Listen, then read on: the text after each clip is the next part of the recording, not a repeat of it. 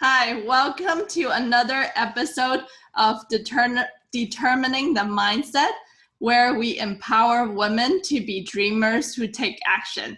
And today we have Sharon Araneta to be with us, and she is the insurance credentialing guru. So today we're going to talk about how to get your insurance credentialed with your business and what it's all about. So Sharon, can you tell us a little bit about yourself?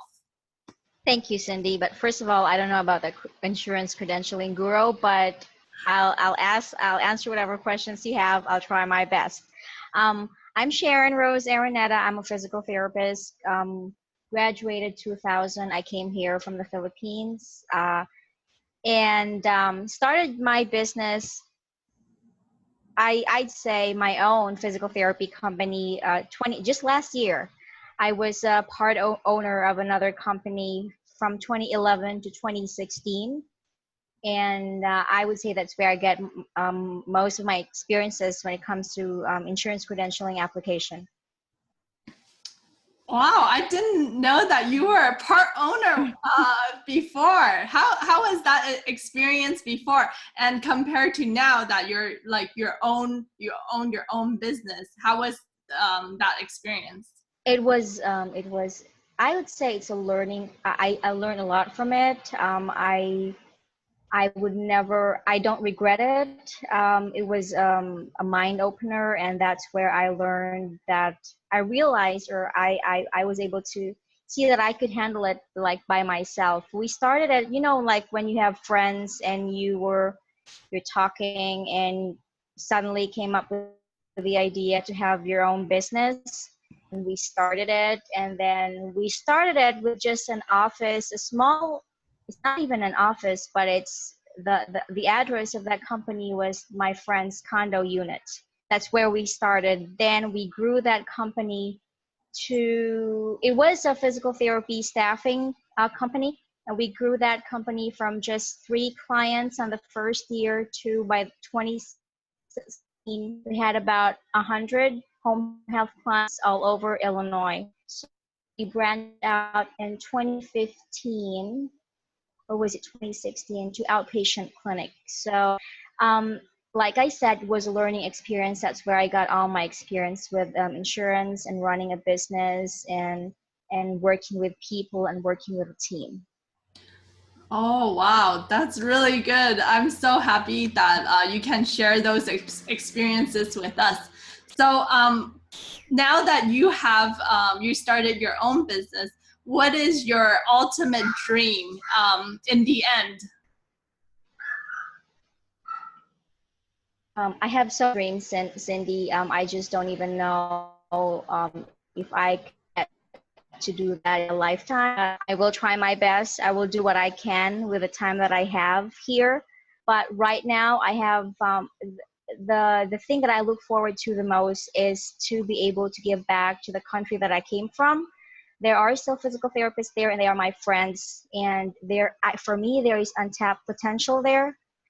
Physical therapy profession-wise in the Philippines, and I'd like to bring back to them everything that I learned here in the United States. So hopefully physical therapists there in the Philippines wouldn't just think about going to another country to work, but actually think about just being in that country and serve the people and have a successful physical therapy business. That is my goal eventually, but it comes in phases. This is phase 1 of my goal right now, having this practice here in the United States and growing that practice. And then I'll have other goals that will lead me to that long-term goal that I just mentioned. Mm-hmm.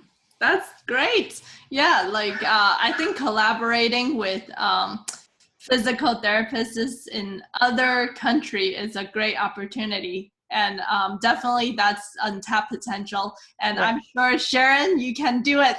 Thank you, Cindy. Thank you. I'll try my best. Yeah, of course. So what made you decided to So you stepped out of that partnership. So what made you decided to take a leap of faith to start your own this time around? I wanted to be my own business, my ideas, my implementation, um, without having to worry if everybody's gonna work or is it just me who's gonna work on that idea. So because if you're in a partnership, especially if it's a big partnership, you would one challenge there is if everybody is working like the same effort that you're doing, and sometimes you don't see it. So that's what made me decide. Plus, I've had this dream of having my own practice since 2011. Since Mhm. 2011. So, and that's why like it came to a point that I could see it's just like two or three people running the business when it's a total of 11 partners. It's a big partnership, so Mhm. it's like crazy. So Mhm. and then I could also see that my vision does not align with their vision.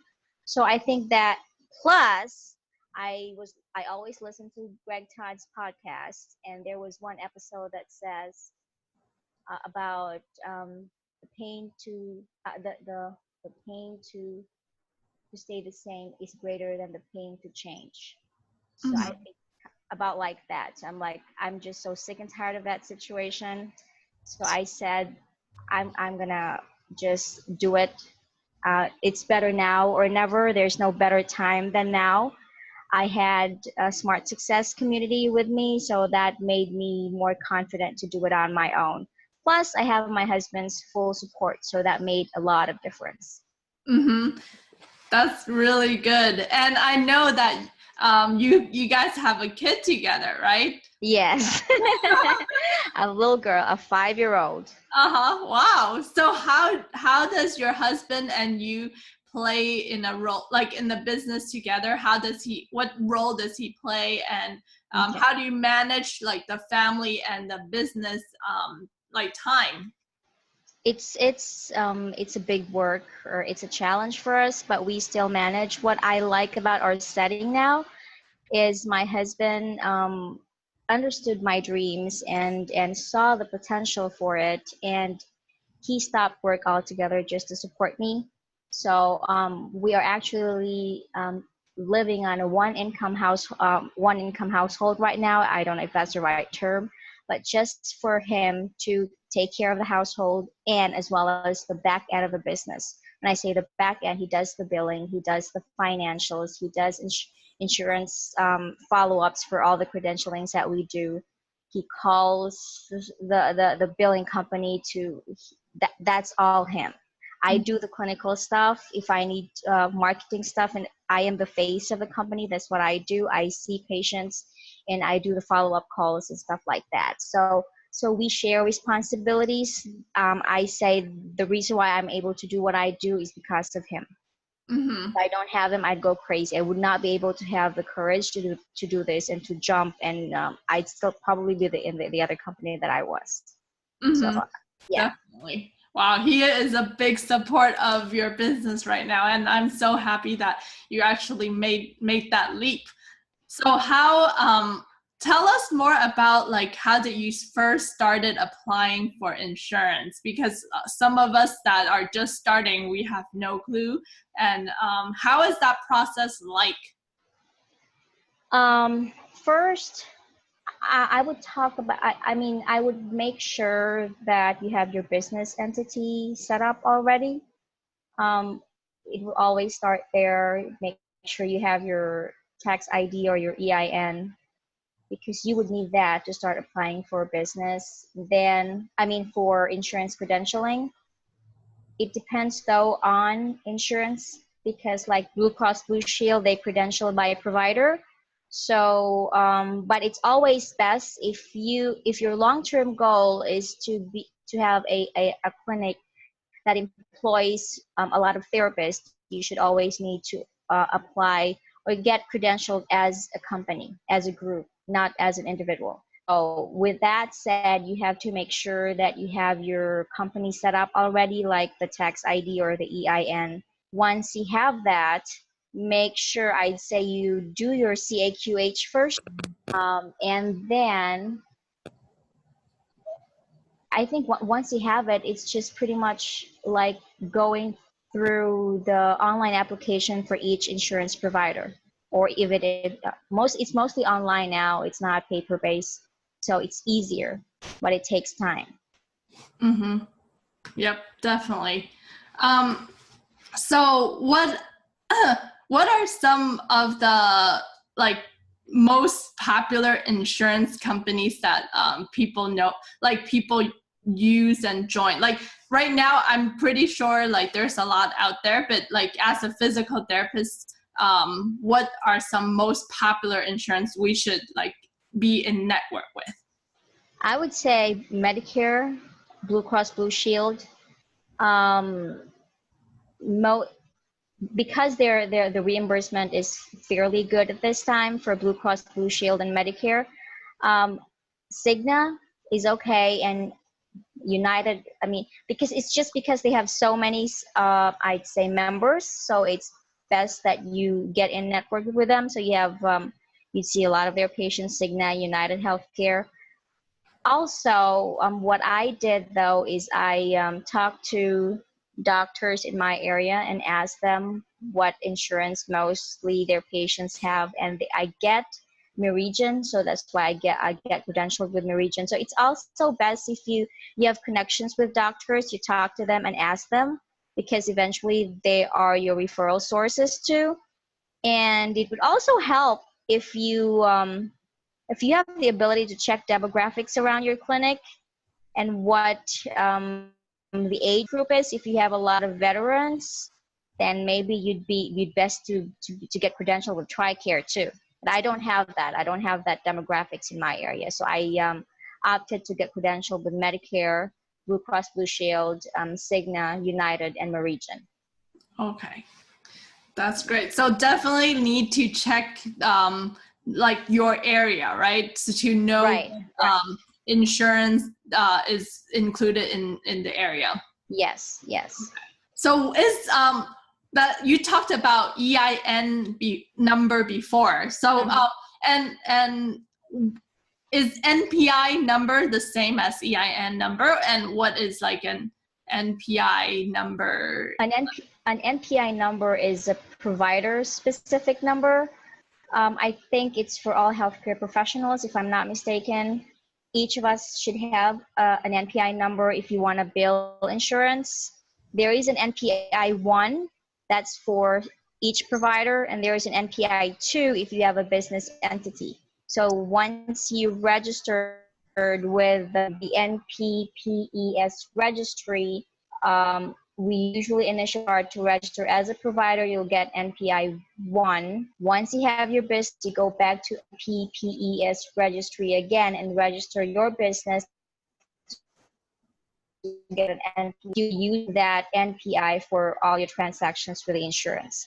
And EIN is your number, identification number with the IRS. Okay, got it. Wow, that's very clear. Like, if I haven't talked to you, it will be a lot of Googling to understand what that really means. So what is the number one challenge you have, like in the beginning when you were first credentialing with insurance? Oh, it's the going back and forth. As long as you have all your information, as long as you have set up your CAQH correctly, you've done everything in there and it's attested and it's all complete, you're good. Pretty much on your end when it comes to insurance application. What's challenging is the going back and forth, following up what happened to your application, because what we did, we call them once a week. You got to call once a week, because these insurances, they always say, we didn't receive your application. And if you just wait for them to thinking that you've done it online, it's submitted, you got the email already, and you're just going to wait, you're going to wait a long time. You got to call every week just to make sure, like, you are telling them that I need something from you and tell me what's going on. That way you keep them on their toes too, so that your paper or your application gets moving. Wow, that's really good advice. Mainly the wait time and the following up every week. Okay. Yeah. That's a lot of headache, but patience, like, Yes. is a necessity, I guess, Right. with insurance. Yeah.